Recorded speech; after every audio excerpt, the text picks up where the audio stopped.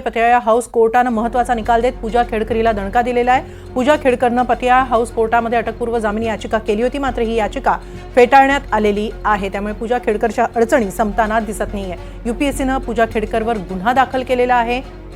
Patiala house कोर्टानं आज जामीन अर्जावर सुनावणी घेताना महत्त्वाचा निकाल दिलेला आहे। याबाबत अधिक माहिती घेऊया आमचे प्रतिनिधी रामराजे शिंदे यांच्याकडून। रामराजे, पूजा खेडकरला दिलासा मिळालेला नाहीये, जामीन अर्ज फेटाळण्यात आलाय, काय अधिक माहिती? पूजा खेडकर यांच्यासाठी मोठा आहे। पहिल्यांदा दोन महत्वाचे मुद्दे मी तुम्हाला सांगतोय की अटकपूर्व जामीन फेटाळलेला आहे। आता अटकपूर्व जामीन फेटाळण्याचं काय कारण आहे?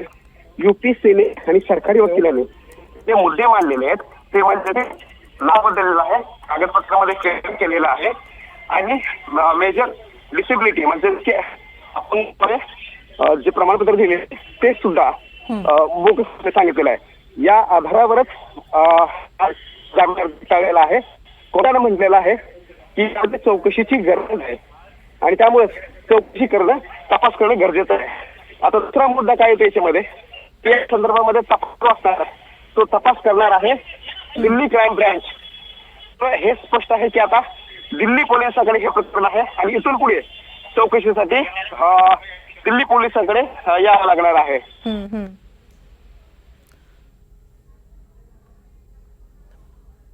पूजा खेडकरची अटकपूर्व जामीन याचिका फेटाळण्यात आलेली आहे। जसं तुम्ही सांगितलं, आता यापुढे दिल्ली पोलीस पूजा खेडकरची पुढची चौकशी करणार आहेत।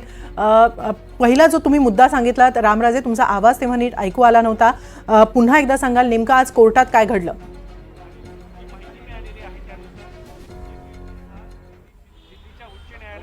बिल्कुल, आज निकालाचं वाचन करण्यात आलेलं आहे कोर्टामध्ये सांगण्यात आलेलं आहे की म्हणजे जो पूजा खेडकर यांनी अटकपूर्व जामिनासाठी अर्ज केला होता तो फेटाळलेला आहे। आता याचा अर्थ काय होतो, म्हणजेच की आता दिल्ली पोलीस कधीही आणि कोणत्याही वेळी तपासासाठी, चौकशीसाठी पूजा खेडकर यांना ताब्यात घेऊ शकतात। कारण या अटकेपासूनच जामीन मिळावा यासाठी कोर्टामध्ये आले होते, परंतु कोर्टाने सांगितलेलं आहे की सरकारी वकिलांनी, यूपीएससीच्या वकिलांनी जे मुद्दे मांडलेले आहेत ते मुद्द्यांची तपासणी होणं गरजेचं आहे। जे बोगस कागदपत्र दाखल केलेत ते खरंच बोगस आहेत का? नावं बदललेत ती खरंच नावं बदलण्यात आलेली आहेत का? या सर्व प्रकरणाचे जे दिव्यांगाचं प्रमाणपत्र देण्यात आलेलं आहे ते किती खरं आहे हे संपूर्ण तपासाची गरज आहे। आणि त्यासाठीच इथून पुढे दिल्ली पोलिसांकडे हे प्रकरण जाऊ शकतं, कारण अर्ज जो आहे अटकपूर्व जामिनाचा तो अर्ज फेटाळलेला आहे। यामध्ये आणखीन एक दृष्टिक्षेप टाकण्यात आलेला आहे, तो म्हणजेच की यूपीएससीच्या अंतर्गत यामध्ये आणखीन कोण इन्व्हॉल्व आहे का? स्पष्टपणे हा शब्द वापरलेला आहे की यूपीएससीच्या संपूर्ण या सिस्टीममध्ये आतून कोण मदत करते का हे सुद्धा तपासणं गरजेचं असल्याचं सुप्रीम कोर्टाने सांगितलेलं आहे। कारण हे एकट्या उमेदवाराचं प्रकरण नाही आहे, तर ही अशी सिस्टीम असू शकते।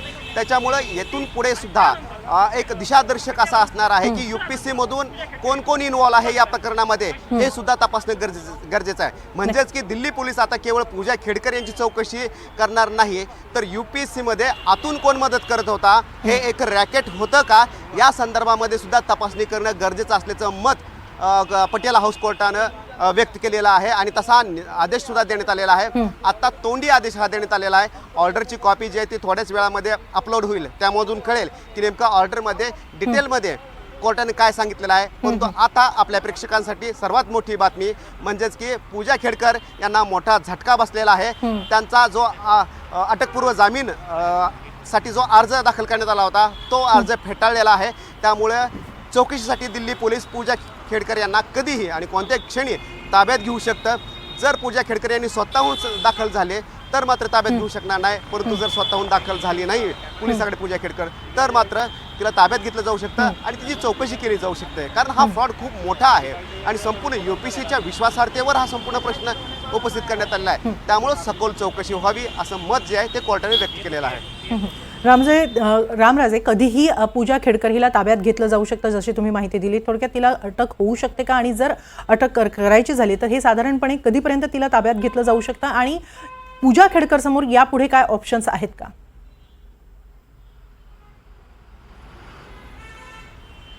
बिल्कुल, पूजा खेडकर यांच्यासमोर आणखीन एक पर्याय आहे। आता पटियाला हाऊस कोर्टामध्ये त्यांनी अटकपूर्व जामिनासाठी अर्ज दाखल केला होता, इथं फेटाळलेला आहे। याचाच अर्थ आता दिल्ली हायकोर्टामध्ये त्यांना जामीन करावा अर्ज करावा लागणार आहे अटकपूर्व जामिनाचा, आणि जो पटियाला हाऊस कोर्टानं आदेश दिलेला आहे त्या आदेशाला स्थगिती देण्यासंदर्भामध्ये त्यांना दिल्ली हायकोर्टामध्ये धाव घ्यावी लागणार आहे. त्यामुळे पुढची तयारी जी आहे ती आता दिल्ली हायकोर्टामध्ये करावी लागणार आहे. परंतु मुद्दा हाच आहे की लवकर त्यांना धावपळ करावी लागणार आहे, कारण आज गुरुवार आहे, उद्या शुक्रवार आहे, उद्याचे दिवस अर्धा दिवस कोर्टामध्ये काम चालतं. त्याच्यामुळं उद्या जर सकाळी किंवा आज संध्याकाळी जर या संदर्भामध्ये जर याचिका दाखल केली, अपिलामध्ये जर गेले दिल्ली हायकोर्टामध्ये, तरच दिलासा मिळू शकतो किंवा जो काही निर्णय आहे तो निर्णय होऊ शकतो. परंतु शुक्रवार नंतर पुन्हा 2 दिवस सुट्ट्या असणार आहेत, शनिवार आणि रविवार.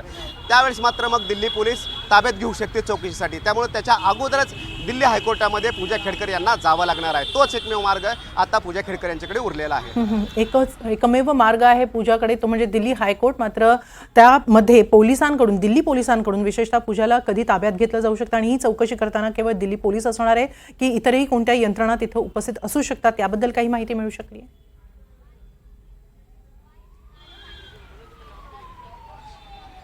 खरं तर 2-3 ठिकाणी वेगवेगळ्या तक्रारी आलेल्या आहेत. एक UPSCने तक्रार केलेली आहे, दुसरी दिल्ली क्राईम ब्रँचकडे आहे, तिसरी DOPTकडे आहे, चौथी पुणे पोलिसांकडे आहे. त्याच्यामुळं आणि एक लबासना म्हणून जे ट्रेनिंग सेंटर आहे त्या ठिकाणी सुद्धा तक्रार गेलेली आहे. त्यामुळे या 5 वेगवेगळ्या ठिकाणी तक्रार आहे. त्यामुळं कोणतंही पोलीस म्हणजे की आता सध्या जे आहे ते सगळ्यात वेगवान कारवाई जी केलेली आहे ते दिल्ली पोलिसांनी कारवाई केली आहे, दिल्ली क्राईम ब्रँचने केलेली आहे. त्यामुळं अगोदर आणि अटकपूर्व जामीनसुद्धा इथंच फेटाळण्यात आलेला आहे. त्यामुळं अगोदर तिथं उपस्थित राहणं हे गरजेचं आहे. त्याशिवाय अन्य कोणताही पर्याय जो आहे तो पूजा खेडकर यांच्याकडे दिसत नाही. आणि जरी चौकशीसाठी बोलवलं तरी त्यांना 3-4 मुद्द्यांची जे उत्तर द्यावी लागणार. पहिलं, दिव्यांगाचं प्रमाणपत्र जे मिळवलं ते कुठून मिळवलं, कसं मिळवलं. दुसरा मुद्दा, नावामध्ये जे बदल करण्यात आले, चेंजेस करण्यात आलेले आहेत ते कशासाठी करण्यात आलेले आहे, हे 2 मुद्द्यांचं स्पष्टीकरण द्यावं लागणार आहे. तिसरा मुद्दा म्हणजेच की OBCमधून ते निवडून गेले आहेत त्यामुळे त्या प्रमाणपत्राचा सुद्धा मुद्दा येऊ शकतो. त्यामुळं दिव्यांग प्रमाणपत्र, डॉक्टरांचे प्रमाणपत्र, नावाचे ॲफिडेव्हिट कागदपत्र हे संपूर्ण फोर्जरीमध्ये येत आहे का, बनावट कागदपत्र दाखल केलेत का, याच्यावर तिथून पुढे तपास होणार आहे, याच्यावरच चौकशी होणार आहे. पूजा व्यतिरिक्त आणखीन कोणाची चौकशी सुरुवातीला होऊ शकते का, की पूजाच्या चौकशीतून या पुढची सूत्र आणखीन पुढे तपास पुढे जाऊ शकतो?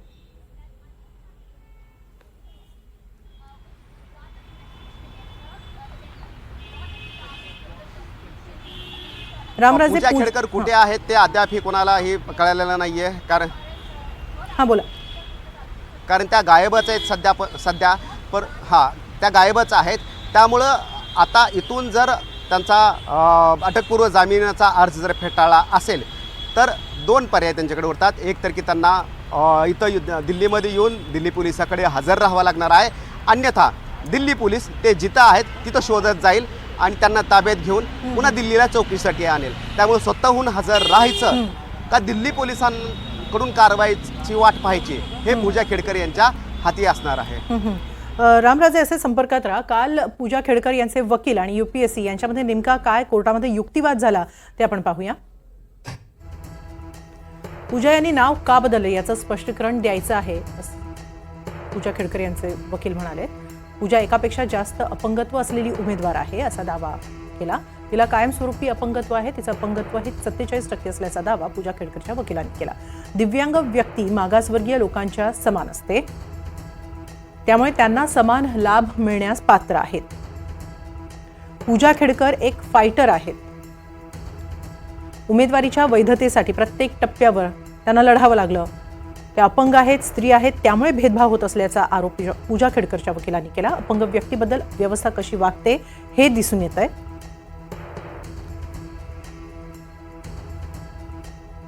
या केसमध्ये भावनांना कुठेही थारा दिला जाऊ नये असं UPSCच्या वकिलांनी म्हटलं. अतिरिक्त परीक्षा दिल्याचं पूजानं नमूद केलेलं नाही, याकडेही UPSCच्या वकिलांनी लक्ष वेधलं. पूजाने त्रुटींचा फायदा घेत आपलं नाव वारंवार बदलल्याचा दावा UPSCनं केलेला आहे कोर्टात. UPSCला फसवण्यासाठी जाणून बुजून नाव बदललं असंही UPSCनं कोर्टात म्हटलं. आम्हाला चौकशीसाठी पूजाच्या कोठडीची गरज असल्याचं सांगितलं. अटकपूर्व जामीन दिला तर ती सहकार्य करणार नाही. बनावट कागदपत्र दाखल केल्याची पूजा यांना पूर्ण कल्पना असल्याचा दावाही UPSCनं केला. पूजा यांनी पूर्ण शुद्धीत आणि भानावर असताना गडबड केलेली आहे. UPSCच्या नियमावलीनुसार त्यांची उमेदवारी रद्द होते. तसंच तुमच्यावर गुन्हा देखील दाखल केला जाऊ शकतो असे नियम यूपीएससीनं सांगितले. पूजाच्या आई वडिलांचंही नाव सातत्यानं बदललेलं आहे. याकडेही यूपीएससीच्या वकिलांनी लक्ष वेधलं. तिला असं करण्याचा अधिकार आहे का असा सवाल यावेळी कोर्टात उपस्थित करण्यात आला. मनोरमा बुधवंत, मनोरमा जे बुधवंत खेडकर, मनोरमा दिलीपराव अशी नावं पूजानं वापरली आहेत.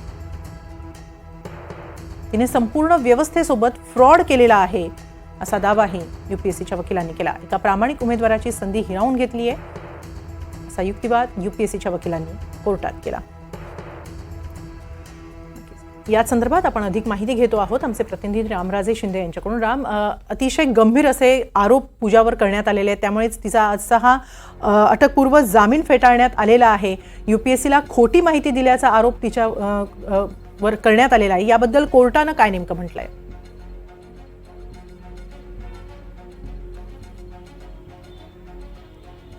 खरं तर पूजा खेडकर यांच्याकडून युक्तिवाद करण्यात आला होता की आपण जे कागदपत्र जमा केलेले आहेत ते संपूर्ण यूपीएससीकडे जमा केलेले आहेत. आपल्याला ज्या डॉक्टरांनी प्रमाणपत्र दिलेले आहेत त्या डॉक्टरांचे प्रमाणपत्र संपूर्ण जोडले गेलेले आहेत. एम्सचे मेडिकल हेडचे हे संपूर्ण प्रमाणपत्र आहे, त्यामुळे ते खोटे असण्याची शक्यता नाही हे सुद्धा सांगण्यात आलं होतं. आणि संपूर्ण डॉक्टरांनी एकत्रित जे प्रमाणपत्र दिलेलं आहे त्याची टक्केवारी 47% होते. त्यामुळं हे प्रमाणपत्र ग्राह्य धरावं असं सांगण्यात आलं होतं पूजा खेडकर यांच्याकडून.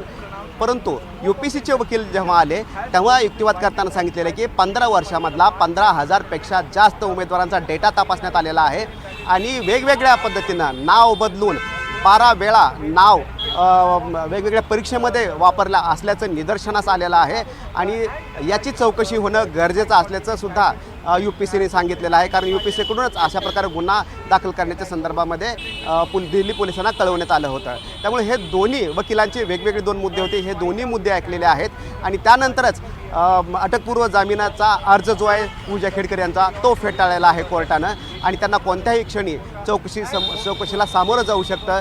भले ते दिल्लीमध्ये चौकशी असेल किंवा इतर ठिकाणी असेल, परंतु दिल्ली पोलिसांसमोर त्यांना हजर राहावं लागणार आहे. आणि जर चौकशी तपासापासून बचाव करायचा असेल त्यांना स्वतःला, तर मात्र दिल्ली हायकोर्टामध्ये जाण्याचा मार्ग त्यांच्यासमोर मोकळा आहे. परंतु कोर्टानं हे संपूर्ण आज निकाल देताना एक गोष्ट मात्र सांगण्यात आलेली आहे की पूजा खेडकर हे एक प्रकरण आहे.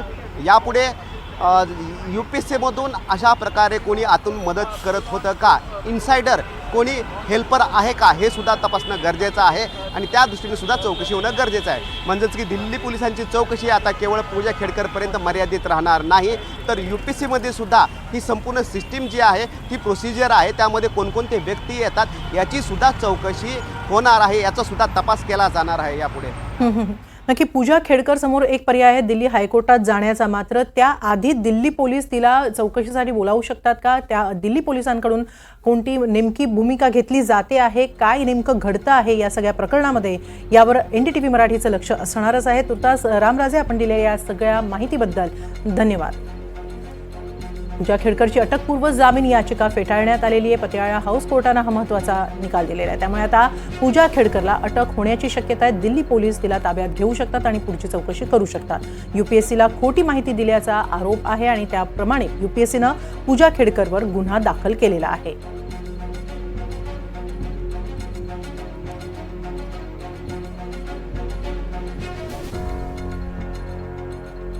वादग्रस्त पूजा खेडकर यांचा अटकपूर्व जामीन याचिका फेटाळण्यात आल्यानंतर तिला आता कधीही अटक केली जाऊ शकते.